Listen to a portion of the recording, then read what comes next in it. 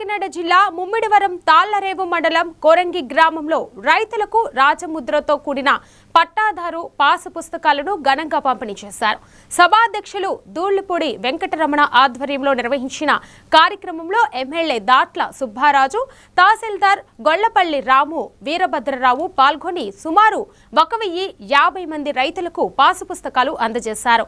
ఈ కార్యక్రమంలో BC Shetty Balija corporation director Lakshmanarao, Baburao, BJP నాయకుడు దత్తాత్రేయ విజయ్ తదితరులు పాల్గొన్నారు.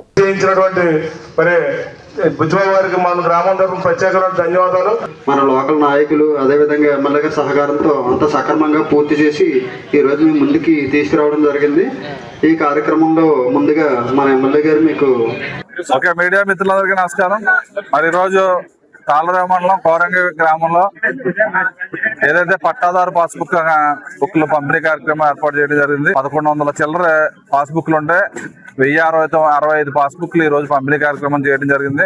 95 మంది మటుకే ఇక్కడ పెండింగ్ లో ఉండటం జరిగింది. మరి జాయింట్ ఎల్పీఎంఎల్ గా పెట్టడం జరిగిందని దాన్ని కూడా అందులో పరిష్కారం చేస్తాం.